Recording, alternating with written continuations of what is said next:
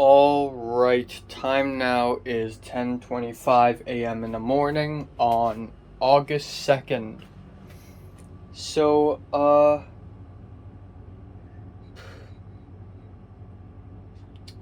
yeah, did I miss any birthdays?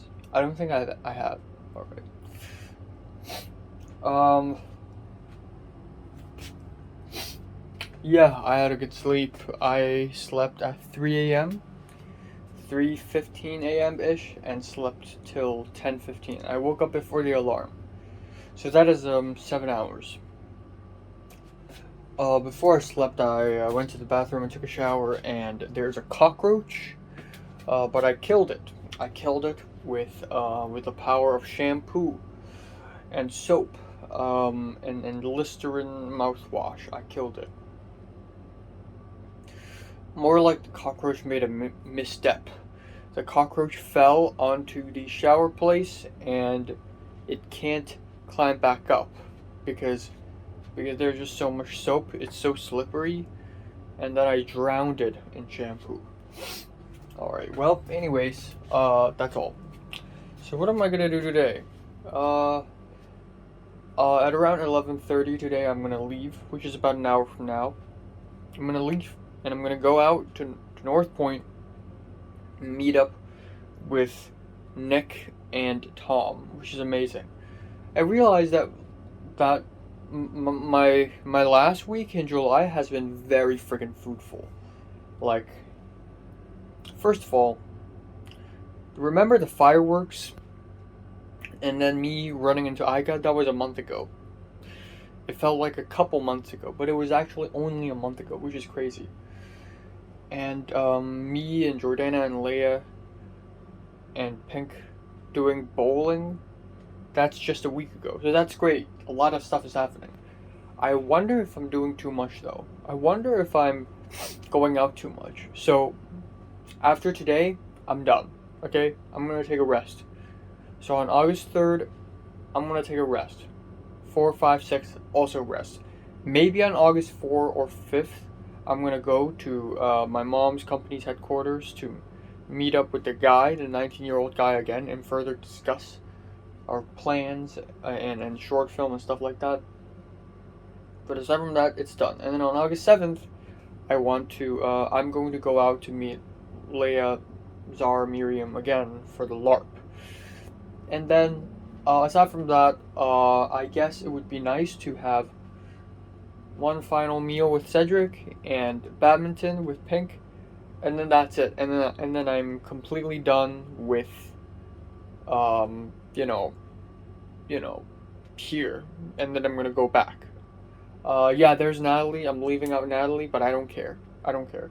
I gave one of the Butterfingers to Nick. Even though I originally didn't plan to give one to Nick, I gave one to Nick.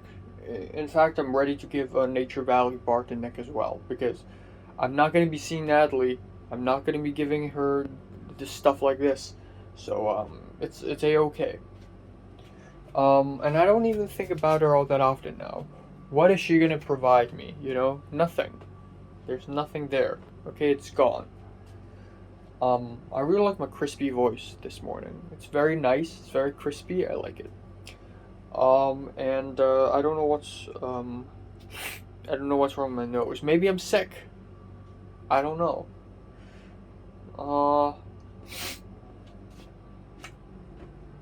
I guess that's it. I realized that last year when I went to AnimeCon, I spent $300. This year I spent $250, but actually, it's $350 if you also count the book fair. So I did buy a lot of stuff at the end of the day, but that's all right. Oh, and then in the future, I also want to go to apparently there's a CD warehouse in Taiku. I want to go there and just buy a Wong Kar Wai Blu-ray or something like that. I also want to watch films as well in the cinema before I go, like Hong Kong films.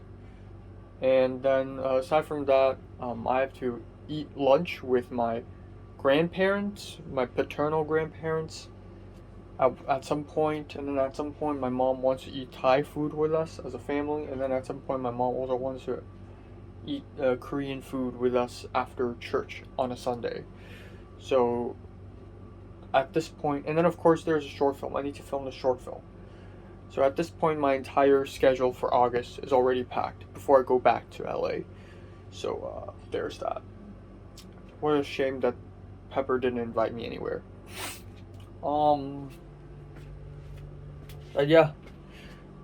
Also, last night, Thomas texted me that he got into the Friday Film 31 class. Film 32. So, it's all according to plan. It's all according to Keikaku. Thomas is now gone from my class, and now Pink will end up in the same class as I am. Except, this plan is pointless now, because I feel like I and Pepper are not going anywhere. Maybe we can still be friends, but that's also kind of unlikely. And I don't know why. I feel like I weirded Pepper out. I feel like Pepper saw me at first and see that I have facial hair. The moment she sees that I have a facial hair, the moment Pepper already realized that damn, this guy's weird. And then I started to like speak weird maybe. At some point I started to suddenly be angry at her, and then suddenly tries to deep talk with her and reconcile with her.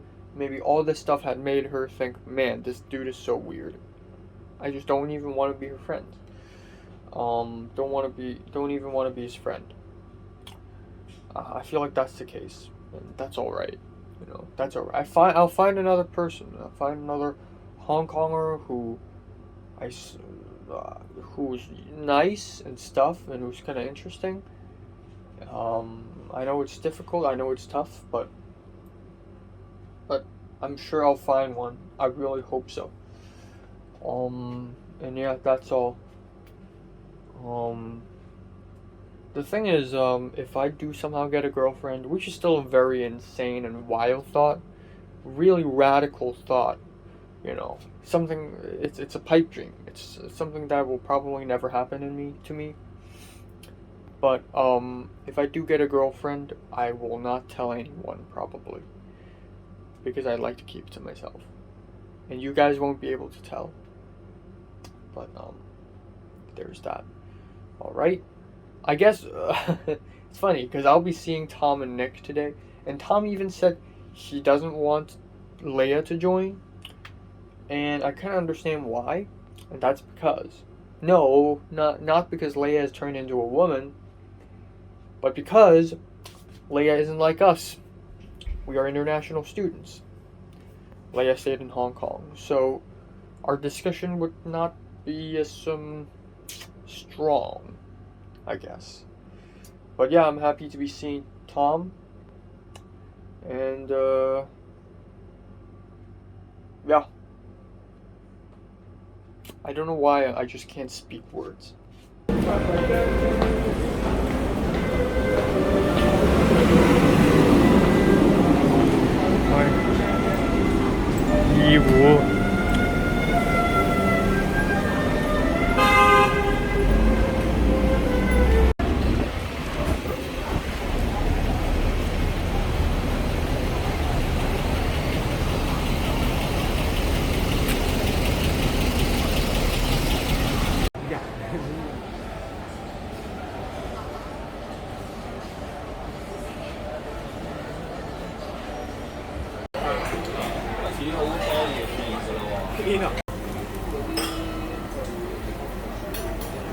啊！你嗰啲鋪排啊！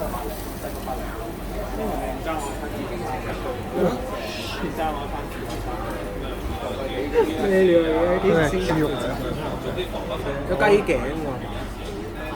呢度而家係都會耶！拖低你黐線啲開屏。呢個500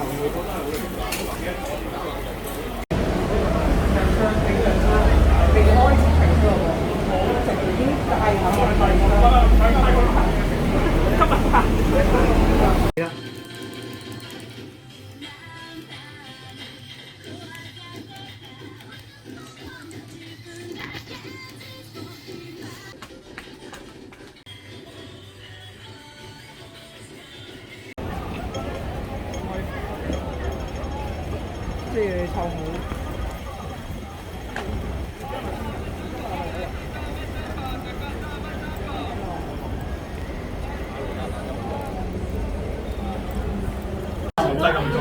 但係你食住嘢喎。係啊，所以我知道唔可以飲太多。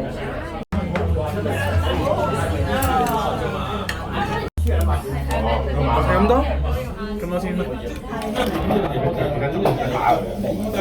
你想叫嘢飲咩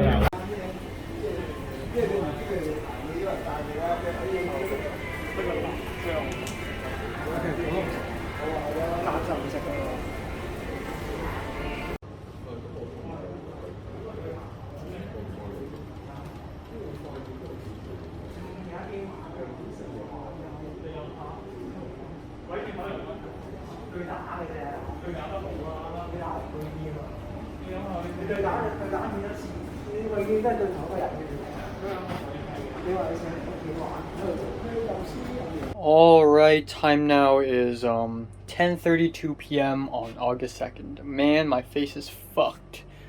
So yeah, let's talk about what happened today. Quite a bit happened today, but only a bit. So at 12 exactly, I went to North Point Station to meet up with Nick, and then Nick brought me to the mall, to the Seaside Mall at North Point, where I and Natalie last summer went there to have Pizza Express. And at there we waited for a little bit. We waited outside a Korean barbecue restaurant because Tom wanted to go there and eat there, because Tom wants to eat at that restaurant. Which is hilarious because my mom also told me that we're going to go to that restaurant to eat Korean barbecue. That specific restaurant in North Point Mall. Exact same one. So that's hilarious. But I'm like, you know what, screw it. I want to have a good time with my friends, so we had Korean barbecue. And holy shit, it's expensive. We ordered 2 meal sets, and it's basically a bowl of rice, some seaweed, and plates of meat. 3 plates of meat. One of the sets is a 2-people set, and the other is a 1-person set. So it's 3 plates of meat, plus some kimchi. And there's the stove where we put our meat there for Korean barbecue, and then egg batter, egg mixture, egg solution around the stove. And yeah, we had that thing, and it was expensive as hell. And I had a drink as well, which is mango red tea, you know. And it was a good meal. I enjoyed the meal, but it was $170. But I didn't pay at all. Nick apparently paid for both of us, and Nick paid $510. And that's crazy, so shout out to Nick. And then a little bit later, we decided to go to Nick's place to just rest up. And of course, what do we do nowadays when we go to somebody's place? If we don't play board games, we play video games. There's literally nothing else we could do. So we play video games. Nick played taiko, which is like osu but with drums, with red and blue drums. And I usually suck at that stuff, but I don't know why, but I'm actually pretty good at it. Like, of course I'm not as good as Nick, but you know, I'm better than Tom. And we had a lot of fun. We joked around. Tom kind of sucked at it. At some point we changed from like pressing buttons to like actually waving the PS4 controller around. Or actually the Nintendo Switch controller around, like drumsticks, and Tom had so much fun doing that. And then afterwards, we played Mario, Super Smash Bros. Right, Super Smash Bros. And we played for so long, and I was okay at first, and then the more I played it, the more I get tired, and the more I suck. And at one point, I just keep losing again and again and again. But we played it until like 6 p.m.-ish, and then we're like, okay, you know what, let's go outside to have dinner. So originally, the plan is to go back home to have dinner at home. But, you know what, screw it, I'll have dinner with friends, because that's the life, bro. That's the life. What's not to miss? Or what's not to not miss, you know? Like, I don't want to miss out, you know. So of course I want to hang out with my friends. So we went to a skewer, like a meat skewer place in North Point, and I already know it's gonna be very expensive because usually meat skewer restaurants are super fucking expensive, and turns out it is. So we ordered tons of stuff, and we ordered it for dinner. A lot of people go to these meat skewer restaurants to order a couple meat skewers and a beer, and then just drink it out and just talk and chat and relax. But we go there for dinner. So we ended up ordering a lot of stuff. We ordered beef tongue, beef skewer, like beef ribs. We had a lamb. We had pork slices. We had bacon wrapped around a cherry tomato. And because there's no starch and vegetables at all, we ordered some vegetables. We had corn. We ended up ordering some noodles at the end. We had friggin' zucchini with cheese. And it was nice. It was a nice meal, but it's very expensive. And at the end, it's $300 per. Actually, the whole meal, the three of us, it is $1,035 or $1,085. Holy fuck. Yeah, $1,085.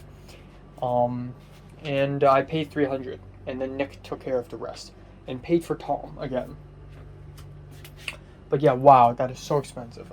The last week I've spent in Hong Kong, I've spent so much money. It's immaculate how much money I've spent. I've never spent this much money in my life in a week. More so than in LA. Even though everything in LA is super expensive, the food especially. But right now that I'm in Hong Kong, I'm spending even more. You know, with buying the books and the mangas, and you know, these meals are super expensive. Yeah. And then after that point, it started to rain. And we're like, okay, you know what, let's wait for a while and not go home. So we went to a mall nearby, this underground mall, and we walked around, we walked, and it was just kind of boring. We went to a supermarket to look at stuff, and then we walked, and at around 9:15-ish, the rain stopped, and I walked back to the MTR station, and came back home. And that's pretty much it for today. Yeah, I didn't expect today to be really fun, and indeed today is not very fun. And if this day had happened to me in 2020 or 2021, maybe I would still enjoy it, because things like this don't usually happen to me, especially back in secondary school. When I didn't have any friends, things like this don't happen to me. But now it does, and I'm super grateful. But in turn, I don't feel much about it now. Okay, so let's talk about what we talked about between me, Tom, and Nick. We didn't talk much, actually, in my opinion. I mean, we did. It's like 30%, 30%, 30%. So for most of the day, we joked around. We talked about, you know, living in Canada, me living in LA, and Nick living in the UK right now. And we talked about, you know, our experiences there and stuff like that. We never really got anywhere serious until we had the meat skewer at the meat skewer restaurant, and I started to talk about, because honestly, the most fun thing I could do with friends isn't board games or video games. I mean, yeah, those can be fun, but I think the most fun thing I could do is to deep talk with someone. And I know that sounds awful, but for someone like me, for someone sentimental, and for someone, you know, like me, someone pained like me, I like to just talk with people. Just have a drink, sit down, and talk. That is the best I could do with someone, you know. That's the best thing I could think of. So I talked about relationships, because that's the thing now. And apparently Tom is also thinking about that. So Tom, obviously, I don't know if Tom, like, has someone in mind in Canada now. But Tom told me that among his friend group, there are 10 friends, and all 10 of them have girlfriends. And he doesn't. And he felt not anxious, but he felt like he would like to have a girlfriend as well. And I totally feel that, you know, I totally get that. And we also talked about AJ a little bit. So apparently AJ had a lot of acne as well. Way worse than me, way worse than Tom. Tom used to have so much acne, it's insane. But apparently Tom found out that he's lactose intolerant. So he stopped drinking milk and stopped eating any dairy products at all. No milk, no yogurt, no ice cream, none of that. And apparently because of that, his acne sort of went away. So he still has acne, but it's a lot better now. But AJ, for some reason, maybe it's stress from the DSEs, he has acne all over his face. It's broken. And it's so bad that he had to do laser treatment. And essentially what it does is that it breaks down the skin so that the face could form a new layer of skin. But A, that is not the best way to fix this issue. B, AJ apparently also is in love with someone, or used to be in love with someone, and AJ wants a girlfriend as well. I didn't know AJ's capable of having ideas and thoughts like that, but okay. Tom said, if you fix your face just to get a girlfriend, and that girlfriend likes you because of your face, then it's not worth it, man. Because that's appearance. The girlfriend should love you for who you are in the inside, for your personality, not your face. So, a girl who judges you by your appearance is not worth it. That's what Tom says, and I fully agree 100%, without a doubt. That's what I think too. I thought about shaving my mustache, because East Asians are not fit for mustaches. Usually East Asians, clean, humble, civilized East Asians. We are clean-faced. So I've thought about this. But you know what? It's me. It's my style. I'm going to keep it. If a girl doesn't like me for having a mustache, then don't. Then don't like me. Because then you don't deserve my love back in return. Because you're judging me by my appearance. And that's not good. So that's good. That's good. That's a good point. We also spent a little time talking about Leia and Natalie. So during the Korean barbecue lunch, we talked about Leia a little bit. Apparently Tom doesn't hate Leia, but Tom finds Leia annoying. What happens is that at one point, Leia asked Tom out again and again and again every single week. When are you free? When are you free? When are you free? And Tom, after he came back to Hong Kong, he had played basketball with people like Brandon. And he always plays basketball on Saturdays morning, apparently. And for some reason, Leia wanted to hang out with Tom on a Saturday morning.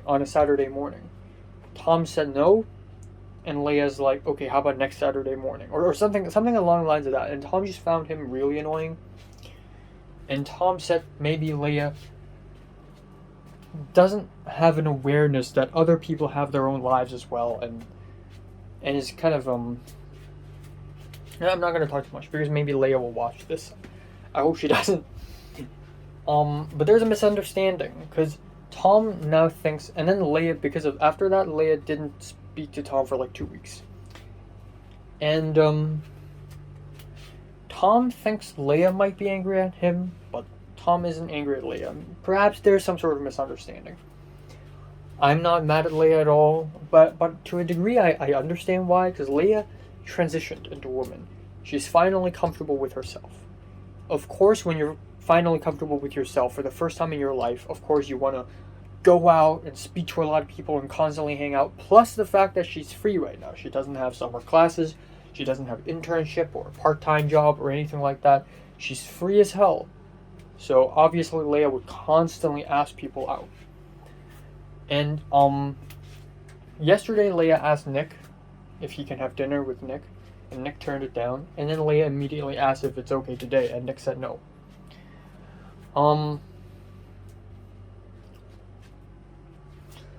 In Nick's place, I took a photo of Nick secretly, and I put it on Instagram story because I do that all the time. Every time I go to Nick's place, I do that. It's a bit of a tradition at this point. So So I did that, and Leia saw it, and Leia called me and asked me, why didn't you tell me that Nick invited you somewhere? And Leia doesn't sound angry. She just sounds like puzzled, maybe. And I'm like, oh, well, Nick didn't go out and do much. Nick only invited me. You know, Nick's really tired, you know, after yesterday's anime convention, and it's alright. But Nick's gonna hold a hot pot lunch very soon, and we'll tell you about that. And Leia's like, alright. So I quickly fixed the situation. And that was a very odd moment, because we are in the middle of a very fun, hilarious game of Taiko. And the mood was broken a little bit when I received this call. And I had to, like, I didn't lie. It was more of a white lie, but, you know, detective mode, perhaps. And then we talked about Natalie a little bit, who I consider a bit of a shame at this point. I mean, I wanted to express, I know nobody will ever understand me in this world. I am very much unique in this situation, but I feel like the end of the world. I feel like no matter what I do, no matter where I go, at this point in time, Hong Kong is a political hell. And there's always this kind of sadness. And even if without the political dystopianness, you know, the fact that I'm in LA now and that my life is in LA and everyone here and everything here doesn't matter to me anymore, it's just sad. I cannot enjoy things fully anymore. Like, again, I've been to Hong Kong. I've returned for about 9 days now, and I haven't enjoyed my life here all that much. Like, I went bowling, I did this, I did that, and it wasn't really great. I mean, I enjoyed it, but it wasn't, like, that great or anything. It didn't leave an impact on me. There's something sad about everything I do here. So, I don't know, man. I don't know. And nobody understands me. But we talked about Natalie a little bit during the meat skewer dinner. I said, you know, Natalie used to be very interesting, but she's not now. And Tom's like, no, she's probably pretty interesting now. And then I said, oh, do you know Natalie has a boyfriend? And I said that, and usually I would like to keep it as a secret. But at this point, I don't fucking care anymore, okay? And Tom's like, yeah, I know. AJ told me. Oh, so Tom knows and I didn't know at one point. It's fine. I'm not mad at Natalie. I almost understand why Natalie wouldn't tell me. Natalie didn't tell me that she has a boyfriend. Not because she doesn't trust me, but because she knows I would be sensitive about it. I know that. So I don't blame Natalie for not telling me. I don't blame her. She probably had considered telling me, but she knows I'm too sensitive to hear it. It's fine. And I'm glad Natalie's not the one telling me. But yeah, I told Tom, you know, a couple years back, I and Natalie were talking to each other, chatting. I said, I fell in love with one girl, but ended up dating 0 times. 120. And then Natalie joked around saying, haha, I'm 3-3, when in fact she's 4-4 if you count Topher. And Tom asked me, do you think Natalie had sex already? And I said, well, according to Natalie, not yet. But according to Natalie, I don't know if it's true or not. I hope not. And even if Natalie had done it, I don't want to know. Because I would be angry at her, and I would not speak to her for a long time, maybe for months. I don't know. But Tom said, Natalie might be the most sexually active person that he ever known. And that could very well be true. It's not even a joke. I think that's mainly because of the parenting that Natalie has received when she's young, how strict her parents are, and this sexual frustration, not really frustration, this sexual aggressiveness is almost like an act of defiance. It's almost Freudian in a sense. And it's just Natalie's personality. Because Natalie's so unstable, she constantly jumps from boyfriend to boyfriend, and she constantly needs pleasure, so it does kind of make sense. I mean, to be fair, out of all the girls I know, Natalie's probably the most, horny. And I'm not even saying it now as a joke. I'm fucking serious. Tom said Natalie is the kind of girl who would have a sex partner instead of an actual boyfriend. And I asked Tom if he knows what happened between Natalie and Keith. Tom doesn't know.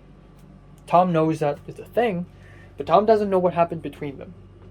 And I didn't tell him either, because I still, even though I don't fucking care about Natalie anymore, I still respect her privacy. I'm a good person, okay?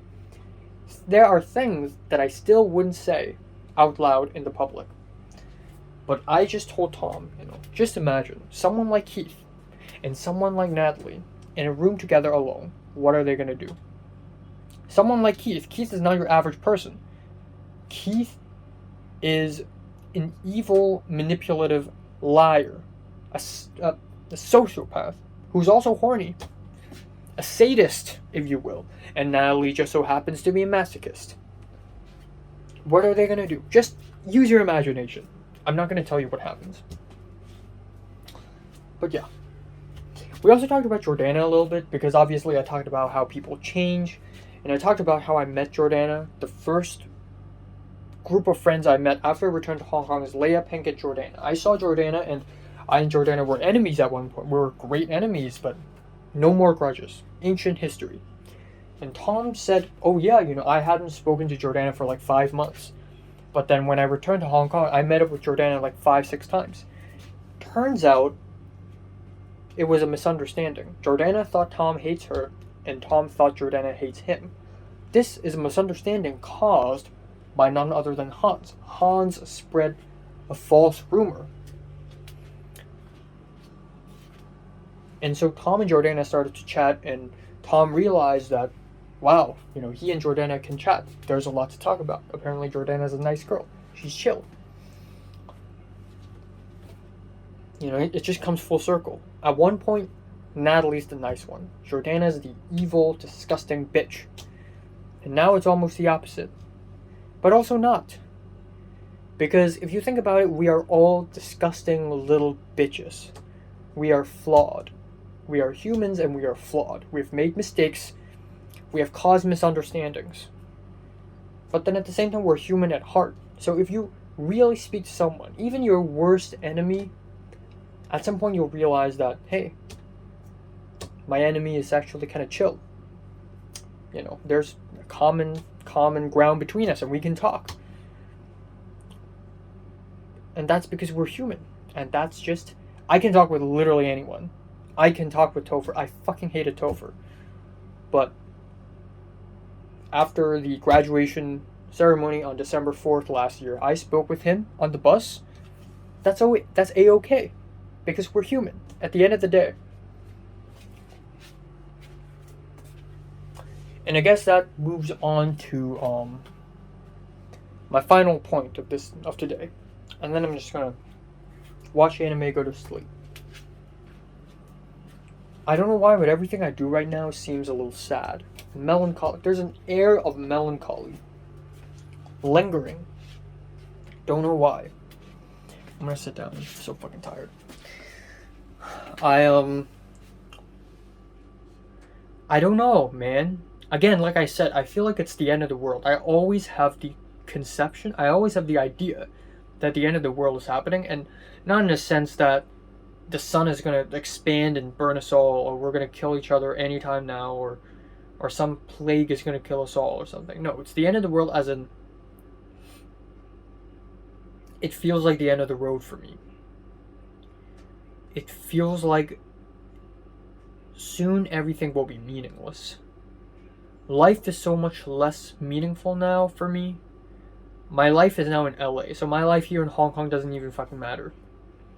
And I know that's a stupid thought, because if I die in a car crash here, I'm dead completely, and I won't be able to live in LA. But to me, it doesn't feel like that, subconsciously. But I think more importantly, that isn't even the main point. The main point is, my experience in life has expanded so much that my definition of happiness and my definition of meaning has changed. Back then, back in 2020, 2019, I would be really happy if I could hang out with someone. If I could hang out with Natalie, if I could hang out with Cedric, if I could hang out with Pink and Leo and whatever. Because that's something I didn't get to do in 2018 and 2017. So when I do that in 2020, I'm happy. But now it's different. It's different now.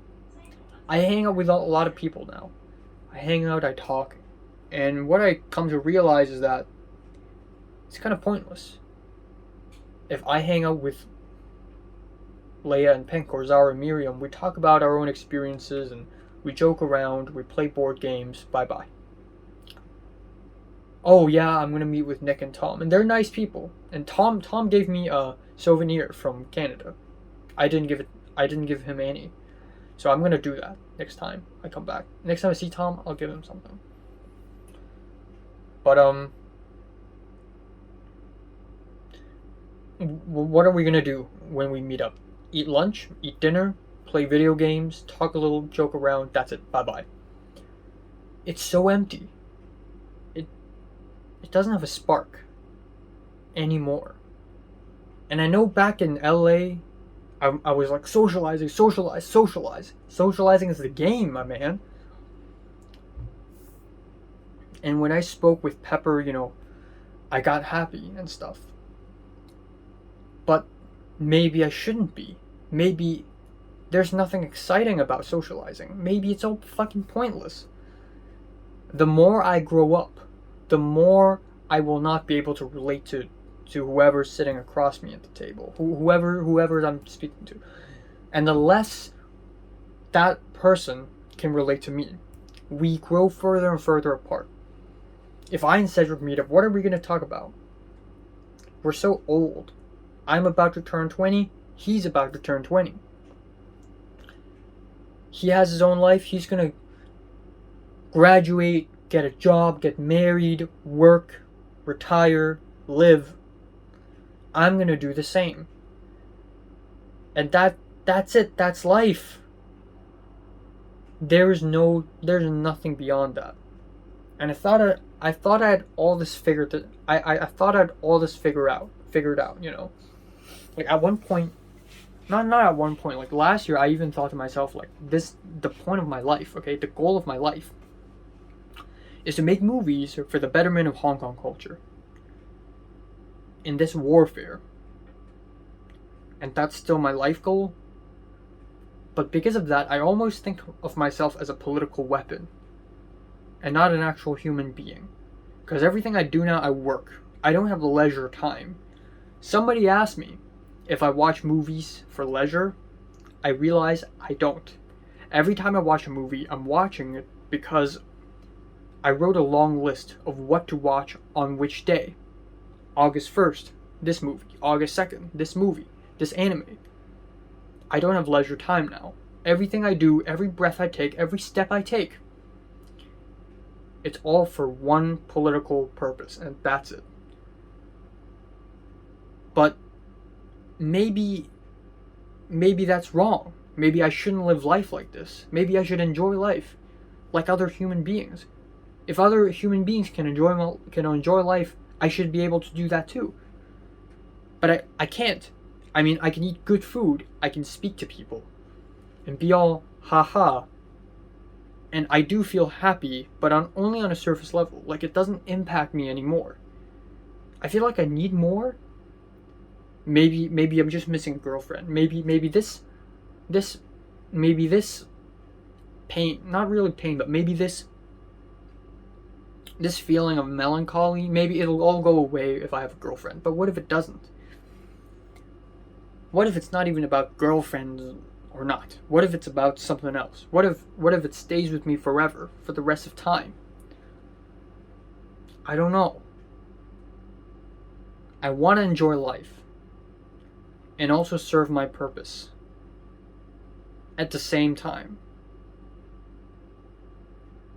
So I feel like LA has sharpened me, has roughened me. Because of how I live in LA, I don't enjoy life. I don't live in LA. I fight. Every day I fight. I have goals. I have plans. I have levels. Like video games, I fight. I ended up not enjoying life in LA because I don't even live. And because of that, I'm hardened as a person. I've lost the capability to enjoy life and go with the flow because I plan out everything so much and I fight so hard that I forget why I do that in the first place. And I forget about enjoying life in the first place. So maybe that's happening. I hope I can prove myself wrong. I hope I can be proven wrong. And that's all I'm gonna say. Time now is 12:33. I want to add one more thing that I wanted to talk about this morning, but I didn't have time to, and that is apparently after going to my uncle's place to have lunch or to have dinner, I spoke with my uncle's wife, my aunt, aka my aunt, and my cousin, my paternal cousin. Right, I spoke to them a lot. And of course, when they spoke to me, of course I have to speak back. Like when they asked me, like, how did you like LA? Of course I have to say, oh, it's fine, it's alright. Of course I have to answer questions. I can't just like ignore them and just look at my phone, right? But after having these conversations with them, the aunt told my mom that she's surprised how much I've changed. I smile now and I look at people in the eyes and I talk a lot and I seem more mature and I act more mature.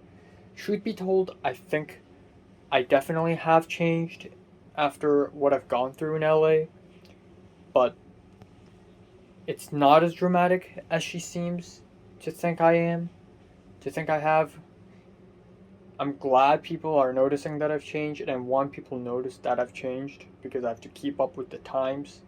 It's almost like an act of vengeance, If other people change around me, I need to change as well. Because otherwise I'm old, okay?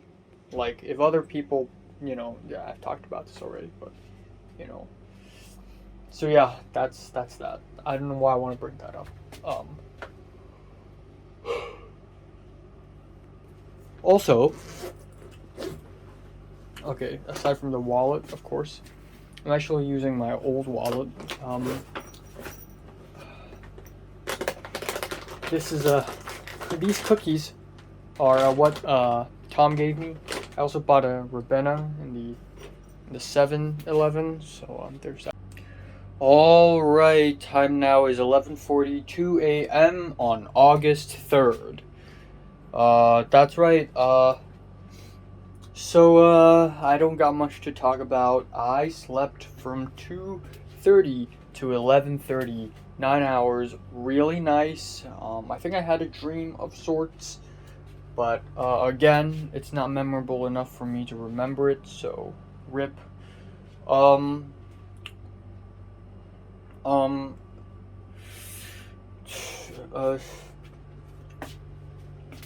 Last night, when I went to the bathroom to brush my teeth, a cockroach crawled up my feet for a little bit, and then I freaked out, and the cockroach jumped off. But holy shit, my right feet, that is. And then immediately afterwards, I remembered that I got some dirty clothes to put in the dirty clothes basket for laundry. And when I put the dirty clothes in the basket, a cockroach came out of the basket. So there are a lot of cockroaches all of a sudden. So that's great. Aside from that, I don't have anything else to say. I'm not going to go anywhere today. Today I'm going to spend the whole day in the apartment, finally, for the first time. Ever since I'm back in Hong Kong, for the first time, I'm not going to go out at all.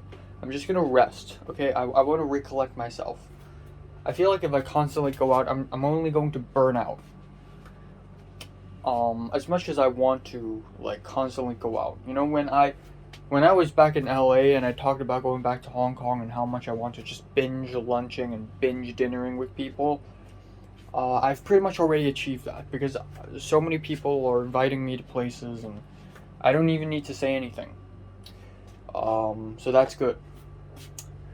Yeah. Pink just asked me if I'm free this Friday. You know what? I'm free. I can go. That's fine. In other news, Tom's the Chinese dude. I think yesterday or a couple days ago, he randomly texted me saying, I finally got into film 32, the Friday one. And I said, good. And then he said, this morning, he said, you should switch to the Friday one. What? Who the hell do you think you are? You think you're my father or something? You should switch to the Friday one? Because what the fuck's... Okay. I'm gonna lie. I'm gonna lie to him, okay? I'm gonna find a way to lie, but I don't want to switch to the Friday one, okay? I want to stick with the Wednesday one. If Christian's in the Wednesday one, if Pepper's in the Wednesday one, I'm sticking with the Wednesday one. And yeah, I and Pepper will probably not have a lot of things to talk about, given that Pepper isn't even interested in being my friend. But at least there's Christian, so at least there's that. I can hang out with Christian too. Yeah.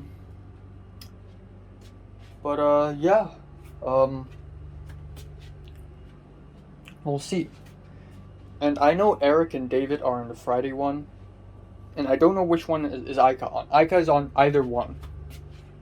Aika is on either the Friday one or the Wednesday one. I wish Aika is the same one with me. That would be amazing. 50-50 chance, come on. I think there's a chance that Aika would be the same as me because my class, my class registering date is a little bit earlier than other students because I've taken 2 complete semesters. But I think Aika has only, not 2 complete semesters, 2 complete years. But I think Aika's priority should be lower than me because I think Aika's probably more of a newcomer in this college, I'm guessing. That's why Aika should not be able to pick the Friday one. She should be able to pick the Wednesday one at first. So I hope she ended up in the Wednesday one. Unless Aika also wants to coordinate with her Japanese friends. But yeah. I hope Aika ends up in the Wednesday one. I end up in the Wednesday one. Pepper's there, Christian's there. It's all according to plan. So hell no, I'm not going to change to Friday. I'm sticking with Wednesday. But yeah, that's all. I mean, I like Thomas the Chinese dude. I like hanging out with him. I like chatting with him. But damn, don't like you should this, you should that. You're not my father. So yeah, there's that. Nothing else. Yeah, I've been thinking about Natalie. I mean, Tom telling me that, you know, how Natalie's so horny and how Natalie's so sexually active and stuff. I don't want to think about Natalie now. You know, I don't want to think about her. I think one of the reasons why I used to be friends with her is that she's just such a, not your average friend, you know? She is the antithesis of, oh my god, that's crazy. Wow, oh my god. Like, she is the opposite of that. She is brutally honest. Sometimes you genuinely tell a story, a personal story, and Natalie just says, I don't fucking care. And because of that, there's a certain authenticity to her. Like, I hang out with her because she's honest and real. But at the same time, because of that, she's really toxic. And because of that, and not really because of that, aside from that, she doesn't even talk to me anymore. So, I mean, I still remember 2 years ago in 2020, I don't talk to Natalie for 4 days. And Natalie asked me what's going on. Why haven't you spoken to me in 4 days? Nowadays, I don't speak to Natalie for like weeks, months, and Natalie will not say a word. because Natalie doesn't care anymore. She has her own life now. She has her own friend groups. It's like, I don't matter to her anymore. She just wants to move on. I get that, man. I move on too. I got a whole life in LA right now. But yeah, if Natalie wants to be it, if Natalie wants the situation to be like this, then so be it. I'm not going to bother you. But I'm going to bother Cedric, because he's still a nice dude, I believe. So yeah, I'm going to ask Cedric when he is free. And then, yeah. Yesterday I started writing my Conspiracies pilot episode again. Not the short film version, like the real version. Like if Conspiracies is a TV show, season 1, episode 1, the pilot episode. I started writing it, and man, I'm really enjoying it. I really feel like I'm getting somewhere. I feel like I'm really getting somewhere with it. So, that's awesome. And that's all for today. Alright, time now is 12:45. Allow me to give a bit of an update here on what to do for the rest of my life here in Hong Kong before I return to LA. So, yeah, it's really complicated because there's so much I still need to do, and I only have 1, 2, 3, 4, 5, 6, 7, 8, 9, 10, 11, 12, 13. 13 days left. Well. I have 13 days left, and I have a bunch of shit to do out of nowhere. And it's not like I planned to do my own stuff. I just have so much to do. So, okay, first of all, I have to do the short film. Then I have to, I want to play badminton with Pink. I want to have hot pot dinner with Nick, Leia, and Tom, etc. I want to have a final lunch with Cedric. I want to, play LARP with Zara, Miriam, and Leia. I want to go to the cinemas and watch a Hong Kong film, at least one. I want to go to the CD warehouse in Taikoo Shing and see if I can buy In the Mood for Love and Fallen Angels Blu-ray. I want to have a final haircut before I leave, and I need to go back to my mom's office headquarters to discuss the whole short film thing. And there's the family stuff, of course. I have to eat Thai food for lunch or maybe dinner with my family at one point at Kowloon City. My elder cousin is coming out of quarantine on the 7th morning, and apparently my cousin will have a dinner with his dad first, and then afterwards, maybe on the 8th, I'm going to have dinner with him at this place right here.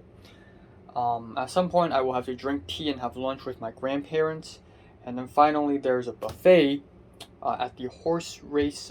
I forgot the name of that place. Mawui is a club, horse racing club. Horse racing club in the Happy Valley branch. And a buffet there, because my mom's colleague wants to treat me and my brother to a buffet there for lunch, because it's my brother's birthday a couple weeks ago, and it's going to be my birthday like a month later. So yeah,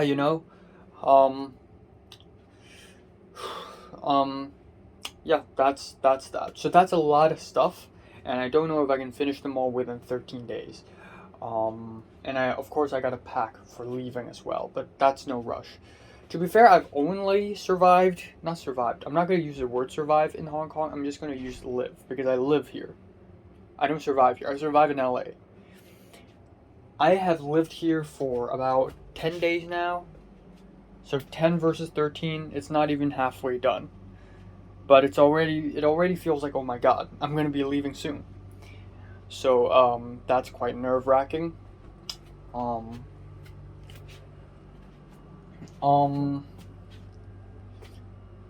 Yeah, I don't know. I still haven't replied to Thomas the Chinese dude. And another thing I'd like to say is actually, shit, there's one more thing I'd like to say. Hold on.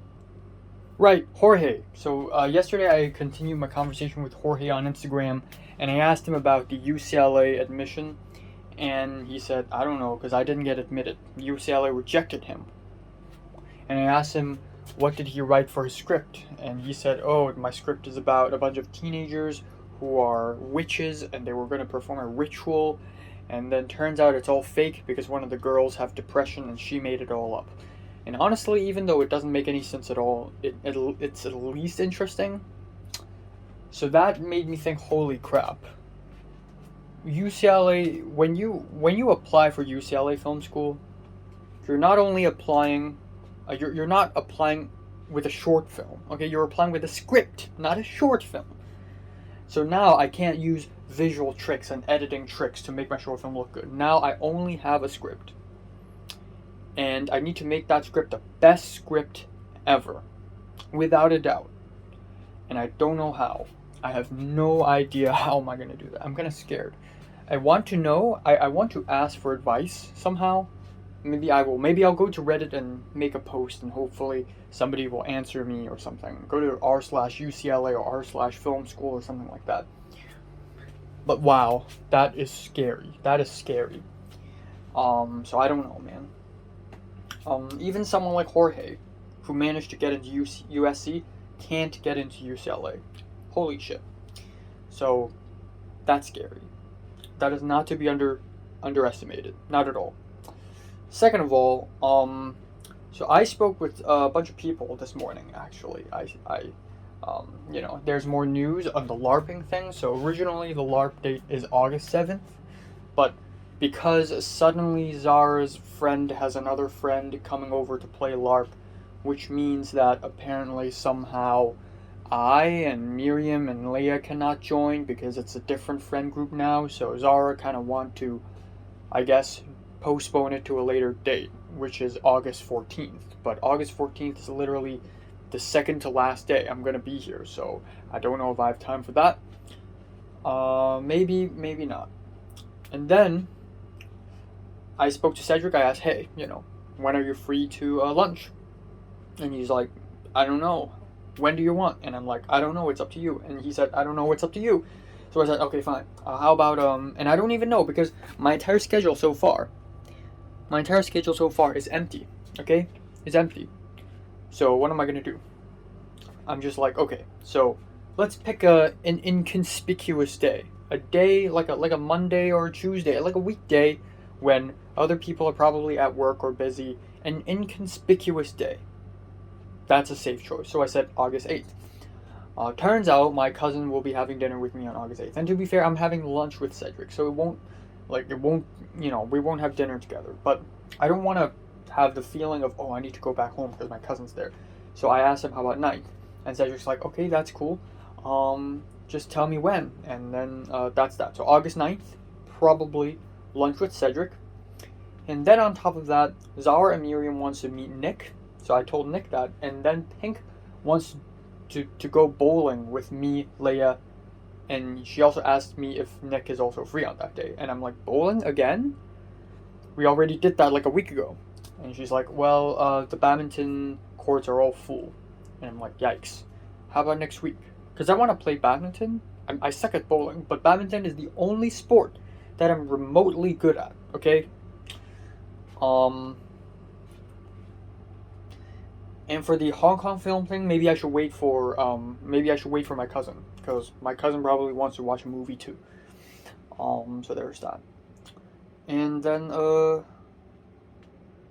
yeah, that's all.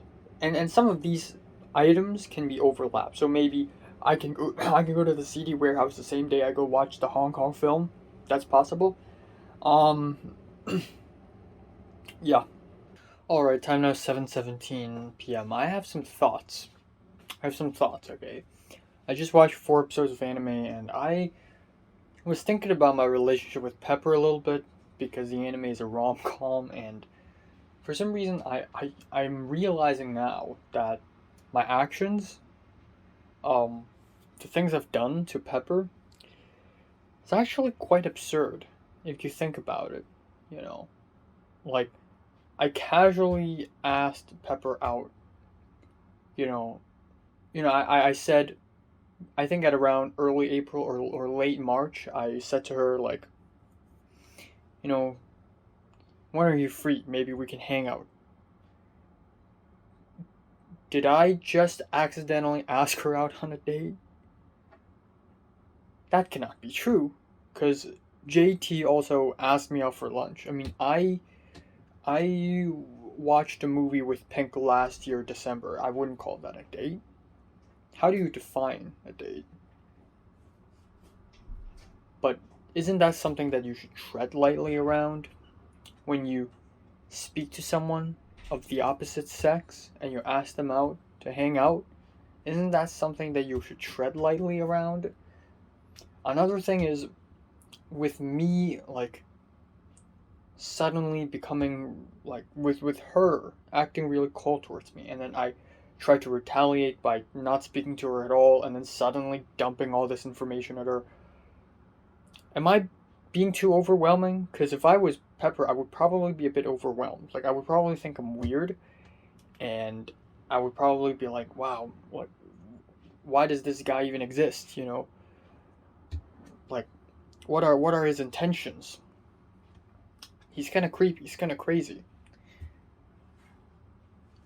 Maybe it's because I actually have no idea. I have no idea what is the social norm. I actually have no idea if what I had done is considered alright, or this is just crazy. I actually have no clue.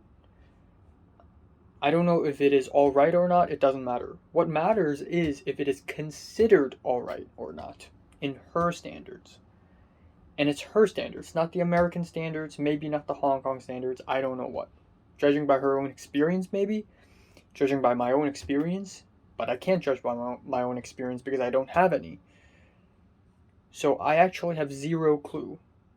Whatever I do, like whenever I speak to a girl whom I've never spoken to, and I get friendly with her, and I seem slightly interested at her, or at least being her friend, it's like everything I do is a trial and error, because I have no idea what is acceptable or not, what is considered acceptable or not.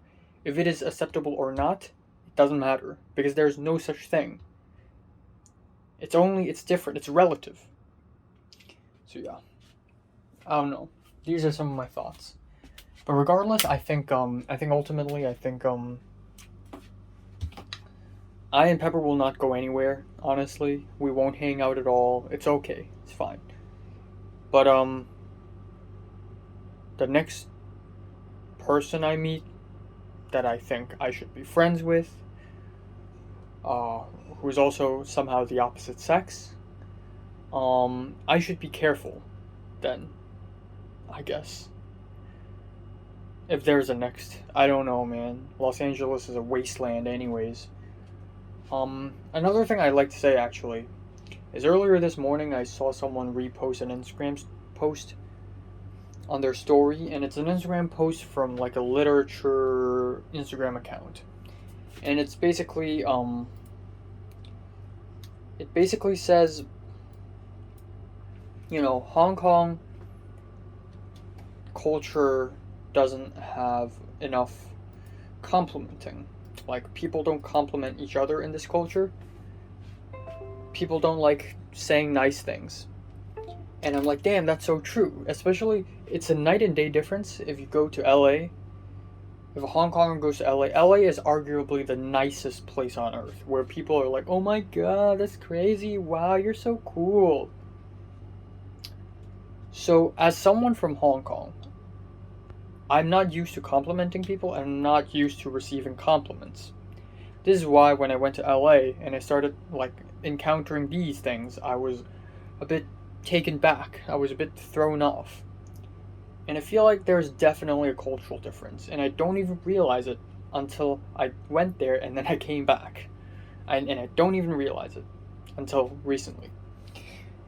And so you can't really blame me. You know, my roommate, Cindy, probably thinks I'm rude as hell and cold as hell, when in fact I'm just being me. So it's alright, you know, it's alright, because I'm being me.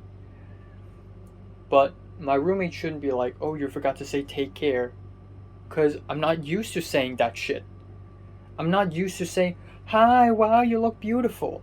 If I really think someone looks beautiful, I wouldn't just say it out loud. I would say it, I would express it in a very, very subtle and nuanced way, if not express it at all. Like, There are so many times I was like, man, Mary looks good. But had I ever said that out loud, even to a close friend of mine? No. Because it's embarrassing to admit that you like something. Whereas in the USA, it's fine, just say it. But it's not like this here. So I reposted that Instagram post on my story, and I added a couple paragraphs of English. And I had to say it in English because non-Hong Kongers will be seeing this, and they should know. And then after that, the original Hong Kong gag Instagram account replied saying agreed, and Potter, out of all people, liked my Instagram story. Probably not by accident. That's weird. Alright, time now is 9:35 p.m. on August 3rd. I'm just going to wrap it up today. I'm not going to talk too much either because I know I've talked enough today already. But, woo! Morning hair. Yeah, I got nothing all that important to say. I feel really full. I feel really full all the time. And that's weird because I guess that's probably because I don't know how much calories I'm consuming every single day. I'm probably consuming a lot more than I had expected, but I just feel really full all the time. But what I want to say is, yeah, I don't got much to say really. I don't have a lot of time. I will have to go back to LA in 12 days. Yeah, really flew by. I mean, to be honest, at the same time, it doesn't feel like it flew by, in the sense that, I mean, me bowling with Jordana was only a week ago. Well, actually 10 days ago. But still, that felt like a really long time ago. So a lot has happened, which is really cool. But, we're close to the halfway point already. It's not forever. So yeah, you know, I'm definitely going to be busy. Because I don't have any plans for tomorrow, so I'll probably also stay at my home for the whole day tomorrow. Plus, it'll probably rain tomorrow. According to the weather report, it'll rain tomorrow. It'll rain on Friday. It'll rain on Saturday probably, so I don't have a lot of choices. But so far, I already kind of have an idea of what I'm going to do. So on the 7th, I will have to drink tea, go to lunch with my grandparents, and then on the 8th, nighttime, my cousin's going to have dinner with us, the family. On August 9th, I'm going to have a final lunch with Cedric. Cedric's going to ask Natalie if she's available, but I low-key wish she isn't available. Honestly, it doesn't really matter that much, because if Natalie's available, there are pros and cons. If Natalie's not available, there are pros and cons. I'm going to talk more about that later. On August 10th, I have to go to the horse race club and have a buffet there because my mom's colleague wants to treat me. On August 14th or maybe the 13th at night, I'm going to have a birthday dinner with my family because my mom wants to celebrate my birthday a month before it actually happens, because on the day it actually happens, September 7th, I have school and I'm in LA and I'm going to have it all by myself, all alone. And then on August 15th afternoon, I'm going to have a final haircut, and then on August 16th, I'm going to leave. That's that. Okay, so yeah, you know, I still have a lot of other stuff to do. I want to film a short film, the 2-minute short film. I also want to hang out with people still, even though I have already pretty much seen every single person I need to see. You know, I have already seen them all. Zara and Miriam, Leia and Pink, Leia and Pink, Cedric, Tom, and Nick. I've seen them all already. That's alright. In fact, I've seen more. I've seen Jordana, which is crazy, and I have technically seen Sharon. But, yeah, still, you know, I would like to hang out with them one last time as well, before I leave. I would like to go to visit the CD warehouse in Taikoo Shing, and also watch a film or two, Hong Kong films, before I leave, because that's probably my only chance. And that's pretty much it. But one meetup that I think is incredibly important is me having lunch with Cedric. I want to have a real talk with him. I haven't seen him in 2 years, okay? I haven't seen the guy in 2 years. I want to see him, I want to talk to him. And I just want to have it out. Just talk about the future, talk about relationships, talk about people, just talk it out, you know? I know it's not going to be the same as before, but it's okay. Now, whether Natalie's free on that day or not, it doesn't matter to me, okay? Because I've already told myself many times that it doesn't matter if Natalie's free on that day or not. If Natalie's busy, so be it. I see that Natalie's not interested in being... I hate to say this, but Natalie doesn't seem all that enthusiastic about speaking to me and hanging out with me at this point. And that's alright. If she doesn't want to, I have no right to force her to. The same way I have no right to force Pepper to befriend me. If Pepper doesn't want to, fine. And Natalie has her own life now. And Natalie, there's nothing to benefit from me by being friends with me for Natalie. Like, we live totally different lives now. And that's okay. And Natalie decided to hide secrets from me. She had a boyfriend and she didn't tell me. And that's okay. Okay? So I'm cutting ties with her. Maybe I'll say happy birthday to her next year on July. But that's it. But that's it. I won't be doing anything fancy. So it really doesn't hurt if Natalie doesn't show up. In fact, yeah, you know, it would be nice if I and Cedric and Natalie can come together. We are the Conspiracies trio. We are the trio. We were a thing since 2015. Since September of 2015. We were already a thing. Since September or October of 2015. We were already a thing. 7 years, man. 7 years. The Conspiracies trio. We were a thing before Team Cyan, you know. We're ancient, but yeah, you know, and you know, I told myself, you know, I would love to at least have Conspiracies trio hangout, you know, like a lunch, because the last time that happened was August 31st of 2019, which is 3 years ago. All right. Now, Cedric has seen Natalie after he had returned to Hong Kong about a month ago. I saw Cedric about a week ago, 4 or 5 days ago, 6 days ago, I believe. No, a week ago. And I have seen Natalie last year, December. So we've seen each other, but not the three of us at the same time. But you know what? It doesn't matter. If you put three of us in the same room, again, I've said that many times, I'm in LA. My life is in LA, Cedric's life is in Brighton, and Natalie's in Hong Kong. There's nothing. There's no common ground between us, okay? Nothing. So, it wouldn't really be all that interesting anyways. In fact, I think it'll be awkward. So, yeah. It doesn't really matter to me if Natalie shows up or not. Doesn't matter. And that's it. That's all, really.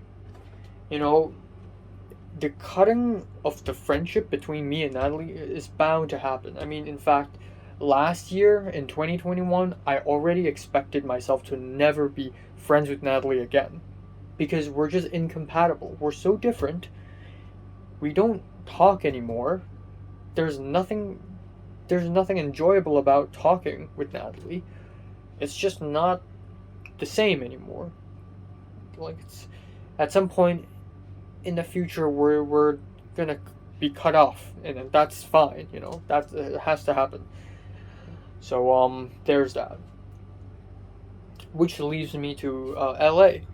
Because friends here don't matter to me all that much anymore, the friends in LA matter to me even more so, simply because I have gain, you know, there's beneficial gain.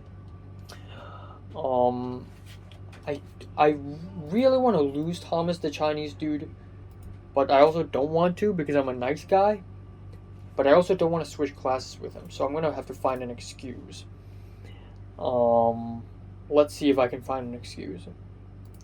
But I'm pretty sure Pepper will not be friends with me anymore at all. Yeah, you know, I'm pretty sure that will not happen. Let's see if Film 32 is closed. The Friday. Oh, Friday's not closed. What the fuck? Both Friday. Oh no, the labs are opened. Both Friday and. Okay. So both Friday. So Film 32 has 2 sections, right? 32 and 8:32. This is Friday and this is Wednesday, but both of them are closed. I'm gonna tell that to Thomas, the Chinese dude. It's closed. I can't switch it now. Rip.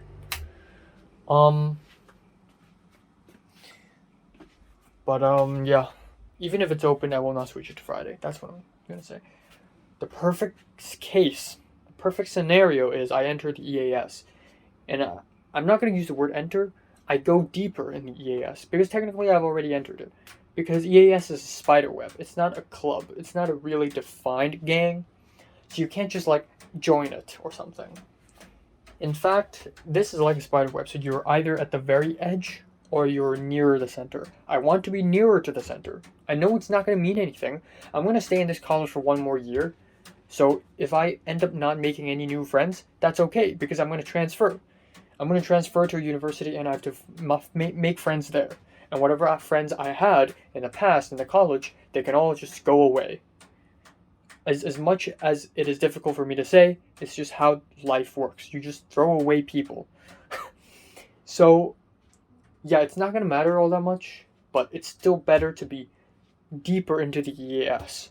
And I feel like I would probably be able to pull that off. If I try harder, I will be able to. Pepper's not the answer, and I've already understood that since May. That pepper's not the answer. So I'm just going to leave it at that. There's other ways to enter it. Ica, for example. Or preferably another Hong Konger girl. If such thing even exists. I know that there are a couple of other Hong Konger girls in my college that I don't know of. Because Instagram recommends these accounts to me because Pepper follows them for some goddamn reason. But Pepper isn't close with them or anything. But I want to somehow know them. I want to somehow know about them. And the only way for that to somehow remotely happen is for Hong Kong Student Association to do something, okay? Or maybe ISF. Maybe International Student Forum will do something. And maybe I'll meet people there. I don't know. And I know for sure that ICA has something to do with ISF. And then the other possibility is just a class. Classes. And hopefully running into Hong Konger women, I guess, in these classes. Which I think is just a very, very unlikely. And I say Hong Konger, but other East Asian ethnicity would be fine, but preferably Hong Konger, because we can culturally match up. I just can't. I don't know, man. I mean, I trust people like Ella, the white girl. I mean, we talk and stuff, but whenever I see her, I don't know. Maybe it's because she doesn't look like my kind, and she doesn't act like my kind or sound like my kind at all, so it's just like there's almost something a little bit untrustworthy about her. So, yeah. So that's really the idea here. Oh, speaking of which, Tom, I did ask Tom, like, so, what do you think about relationships? And Tom said, legitimately, that's what he said. He said, I want to have a girlfriend before I graduate. Because after I graduate, then apparently his university program is 3 years. Same for Nick. So if he graduates and hasn't had a girlfriend, then what's the fucking point, So Tom wants to have a girlfriend before he graduates, which is June of next year. So he wants to have a girlfriend within the next year. And I'm laughing not because I think it's impossible for him, but I think it's impossible for me. I just cannot, for the life of me, imagine myself having a girlfriend. Let alone within a year, or within 2 years, or 3 years, or 4 years. It's just such a wild thought. And I don't know if I should stop having that thought or not, because maybe this is it. Maybe this is the reason why I'm bad at this, because I don't have enough confidence. I'm insecure. and people like confident ass people. But that cannot be true, can it? I mean, I know a lot of people who end up dating, like Leo, for example, who isn't like a Chad, but ended up having Pink in Form 5 and Form 6. I believe they started in Form 6, but they were very much a thing in Form 5. Or people like Grant, who's a goofball, who's a dumb goofball, but ended up getting Natalie out of all girls. So it's definitely not about that, right? Right? Come on. I don't know. But then the more I think about it, the more I realize it's stupid to even think about this, because I watched the anime. I watched Kaguya-sama Love is War, and then I think about my own situation and I realize I shouldn't even worry about this, because this shit is embarrassing. It's so, like, baby. It's so childish to even think about and to be concerned about things like this. Like I'm a full-grown adult now. Just live. If I don't have a partner, it's fine. I'm a lone warrior, right? I'm a lone warrior. When I was in LA, I was alone, okay? I mean, yeah, I had people help me, but why are they helping me? Because of me. They're helping me because of me. Because I asked for help. So, everything that happened to me in LA is a product of me. All the pains, all the suffering, but all the good stuff as well. I'm a lone warrior. I can survive on my own. So maybe it's a little childish. But, yeah, well, end of rant. End of rant. I'm gonna watch a film, go to bed. That's all. Alright, time now is 12:18 on August 4th.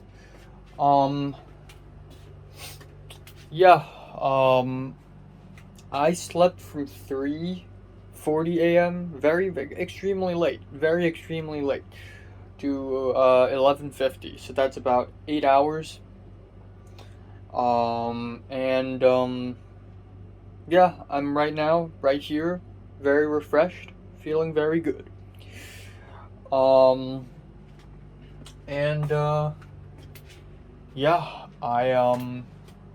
That's all.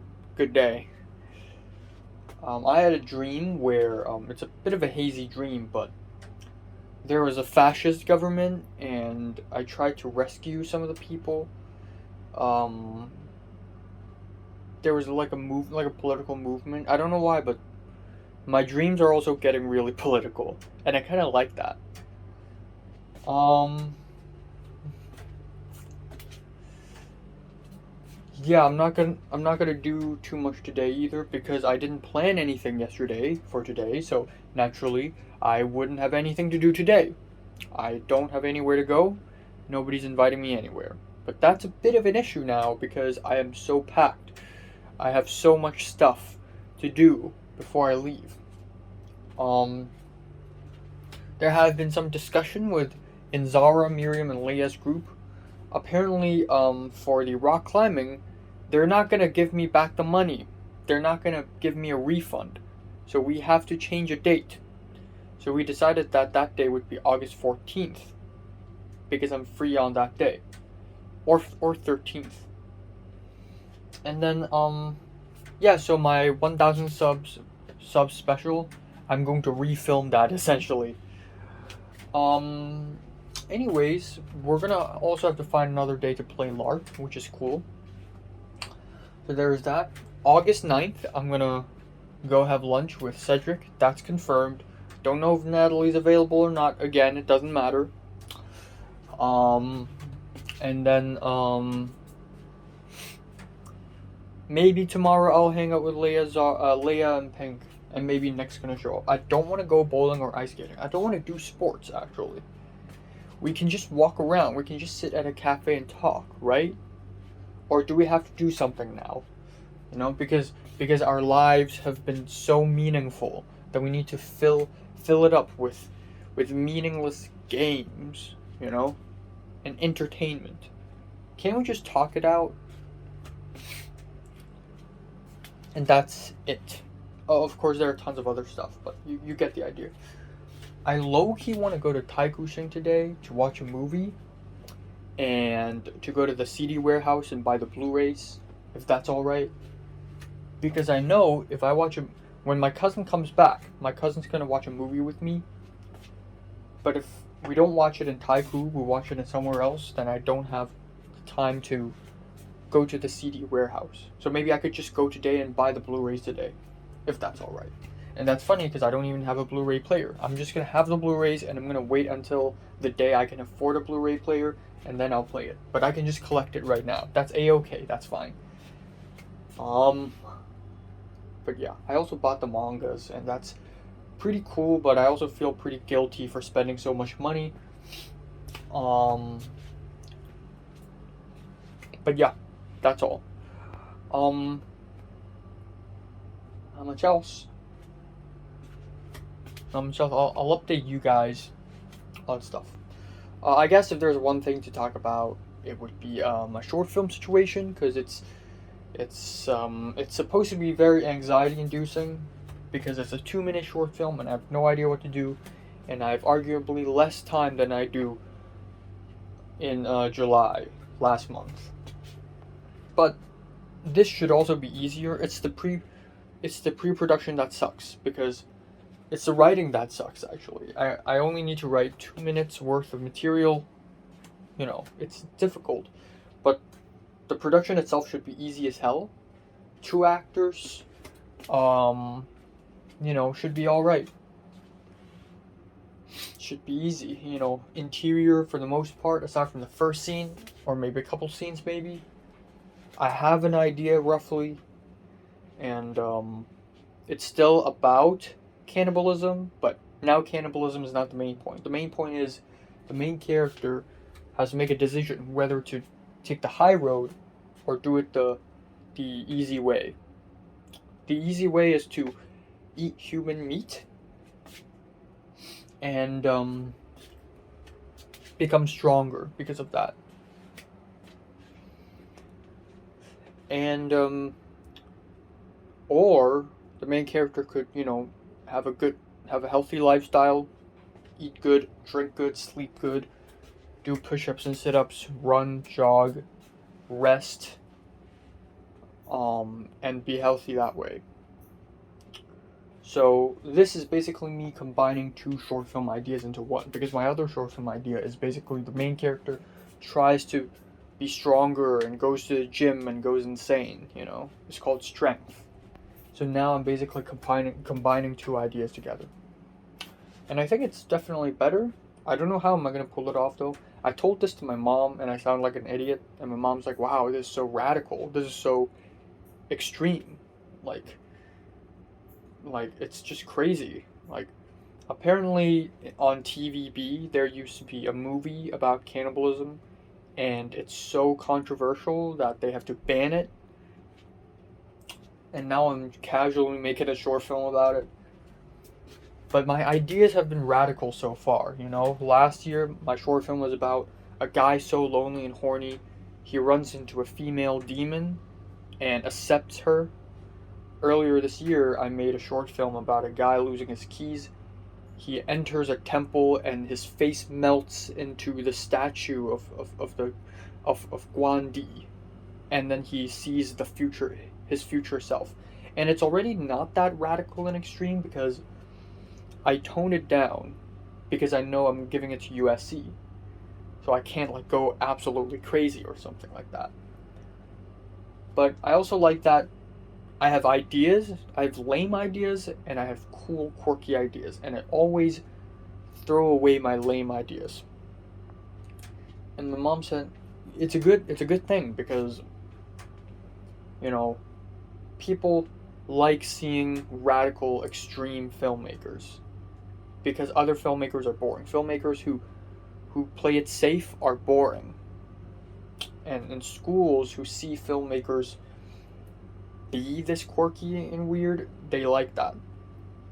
Or at least in Hong Kong, it's a great thing because in Hong Kong so many people play it safe. So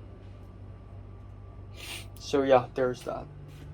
And this made me think about my own career path. Like I have so many ideas. I highly doubt that I have enough time before I die to finish making all these ideas come true on the silver screen or on the TV screen.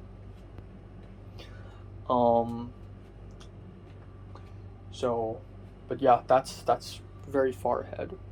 I don't know when should I make my first feature film. I guess I'm not even interested in making one right now because I also have so many short film ideas and I want to focus on that first and then build up from there on. So, I guess there's that. It's a good thing to have like multiple short films before you come out with a feature film. It's a very great idea actually because your debut feature is so important. A lot of people fuck it up, but there are also a lot of very successful debuts, and I really need to carefully think about what to make for my debut. Like, I can't do The Virgin because The Virgin is too silly and goofy. It's basically career suicide, but I'll have that as the second movie. So whatever the first movie I'm gonna do, my second movie is gonna be The Virgin, and it's gonna be so silly, and it's going to be controversial. People are going to hate me for it, but I have to do it. But that's okay because it's only my second movie. So yeah, there's that. Also, the 19-year-old guy who also went to film school, he DM'd me on Instagram, so that happened.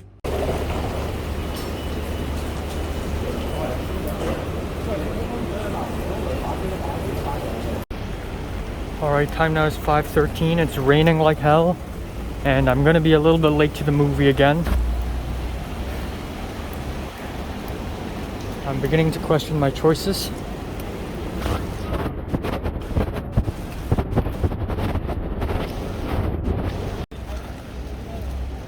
Yep, this is definitely the place.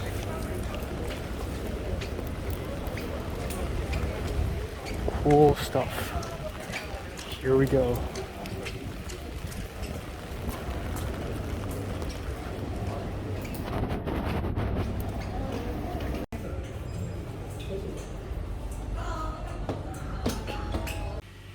Alright, so time now is 11:20 p.m. on August 4th. I'm gonna wrap it up today. Nothing important happened today. It's alright. I wanna say, yeah, I went to the Broadway Cinematheque in Yaomate to watch Septet, and I just finished the review. And yeah, it's pretty disappointing. I can't believe I wasted so much money just to watch a movie. And the movie ticket is $85, which is fine, but then I just realized that the MTR fee is $14. From my home to Yaomate, it's $14 fucking dollars, man. Inflation is real. Like, that is like $2. That's more expensive than a bus ride in LA. Now, that's problematic. Well, that's like 1.5 ish US dollars. But yeah, that's problematic. So yeah, that is insane, that is stupid, that is silly, and I basically spent like $4 worth of money just taking the MTR back and forth from the cinemas. Yeah, I don't know if it's worth it or not. Given that the movie itself isn't even that great. Like, I'm so fucking happy I watched Limbo in that cinema, and I'm so happy I watched Drive My Car in that cinema. Like, those were positive experiences. Like, I look back at those experiences, and I go, damn, I love going to the cinema. But, yeah, this is just a bit of a letdown, unfortunately. I posted my review on Letterboxd, and John L. had responded. But while I was typing my review in Letterboxd, I actually typed it in Chinese. I typed in Cantonese, in vernacular Cantonese. And I realized, damn, I can't express. There are ideas and concepts I can't really express. And then I realized, like, I can almost feel exactly how poor my Cantonese skills are in comparison with my English. Because right now I'm talking and I'm articulating myself really, really well. Because I know what to say in my next sentence. And I connect a sentence with cause, because, and, so, that's why, therefore, so on and so forth, you know? And I just connect words and I just say, like me right now, like how I speak right now, when I speak English right now, I just go on and on and on and on and on. And I don't stutter. Man, don't stutter. I don't stutter.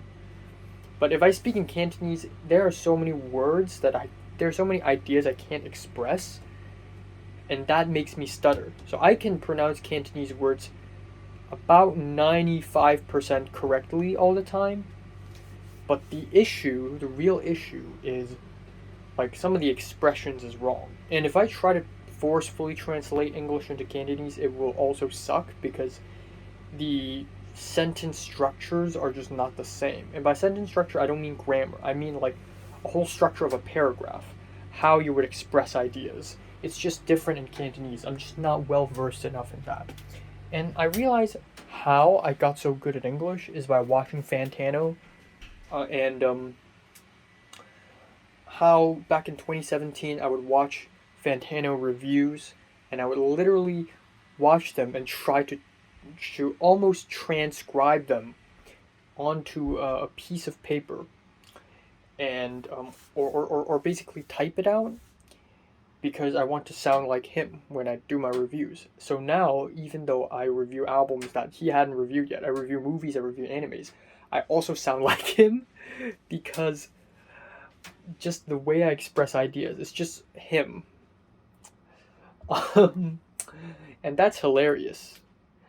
And I kind of want to do the same for Cantonese. I need to find one YouTuber that I am interested in watching, that I will religiously watch every single day, and that I will not only watch, but try to copy almost word for word. Almost word for word. And then after that, I will build off my own style from there. So, yeah. So now I don't even need it. I mean, I still need like bullet points when I do a review, but sometimes I don't even need a bullet point script. I don't even need a script. I can just go off on my own head and I can review a movie. Like, well, that's impressive, right? That's speaking skills. And I want the same thing for Cantonese too. So there was that. But yeah, John L. replied to my Letterboxd review, which is quite surprising, but it's not the first time it happened. Yeah, I don't know, man. I feel, I don't know, man. John L's just so much more professional and knowledge than I am. And I always think, like, damn, like, this dude is, like, going places. He just released another, like, the HKOS organization just released another episode of the podcast where John L. discusses Rouge by Stanley Kwan with another staff member, maybe the founder, I don't know. But damn, both people in Rouge, like they just come together, don't they? Because I also watched these two movies in a similar time period, and I always remember these two movies together, like both people in Rouge. But yeah, that's pretty crazy. I wish one day I would be able to join this podcast and talk about horror movies of Hong Kong or something. That would be really really fun. Yeah. Aside from that, Leia, Pink, and Nick want to meet tomorrow, and then Nick just asked me if I'm okay on Saturday as well, because Tom, Marty, and AJ want to hang out for karaoke, and I low-key want to go, even though I don't want to sing, and I can't sing for shit, but I've never really been invited to a karaoke by friends before in my fucking life. And seeing, Natalie and Grant and Bean Gang singing karaoke, seeing Potato Gang singing, I get jealous. Back in 2020 and 2019 when that shit happens, I get jealous. Or 2018 and 19, But now I don't really care. But still, if there's a chance, today's a chance. And karaoke's not popular in LA, so I'm not going to sing in LA. And I don't even have that many friends in LA anyways. So this is a good opportunity. I'm going to say yes. So yeah, Meet Up with Cedric's still on August 9th. I'm looking forward to that. And, nope, let's not talk about her. And that's all. So, okay, so you know what? Quick overview of my schedule for the rest of my life here. 12 days left. 12 days left. Quick overview right here. So tomorrow I'll be meeting up with Leia, Pink, and Nick for lunch. And then I will be, probably, maybe my mom will pick me up tomorrow night. And we're going to go to Kowloon City to eat Thai food together. And then on August 6th, I'm going to have karaoke. August 7th, I'm going to drink tea with grandparents. August 8th, I'm going to have dinner with my cousin at home. August 9th, I'm going to have a final meal with Cedric. August 10th, buffet at Horse Race Club. 11, not sure. 12, not sure. 13, birthday dinner and family, and probably we'll go rock climbing. And then August 14th, one of these days I'm gonna go LARPing with Pink Zara, Leia, Zara, and Miriam, and I don't know exactly which day. And August 15th, final haircut. August 16th, I leave. So that's the plan. I'm just gonna leave it at that. Culture detective up in this bitch. And I realize I'm spending so much money now. It's scary, and I don't know if it's an adult thing or not. Like, a lot of people like Leia and Pink, they casually spend a lot of money too. Pink just went bowling again today at YMCA. Not really YMCA, at Wabui. And I DM'd her, like, what, again? And she's like, yeah, because it's near where I work. And I'm like, wow, you know. Like, after I went bowling last time, I said to myself, like, dude, I will never do bowling again until a long time later. Because I almost broke my nails playing it. Yeah. But yeah, you know. People just dish out money. You know, the karaoke costs, movie costs, these lunches and dinners cost a lot for some reason, like inflation. But maybe it's an adult thing. Maybe once I get a stable income and a job, I'll feel free spending so much money. But, and then the other day, I think a couple nights ago, me and my mom had a conversation, and my mom talked about how, like, she didn't expect me to have a third year at college. So she's gonna sell this apartment for money and buy a cheaper one and use this money to provide me for my third year of college. But then the 2 years, the 2 more years of university, she doesn't have the money. We don't have the money. So there's literally, we literally have no idea how I'm gonna be able to afford university. And I'm talking about UCLA. There's no way in hell am I gonna be able to afford USC or LMU or Chapman. I'm actually broke. I'm actually like middle class. Okay, like this shit is difficult. I need to work, and even if I work illegally, I think that's barely enough money. Like I need to make some short films and somehow gain profit from that. That is like my only chance. Scholarships. Because I'm just so goddamn broke. I don't know, man. I don't know.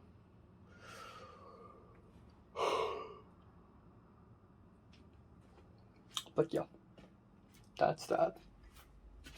If HKOS becomes a real, like, I mean, yeah, it's a non-profit organization, so yeah, obviously it's, but if it does receive money, and if I could work for them, I would like to work for them, you know, one of these days. So, yeah, there is that.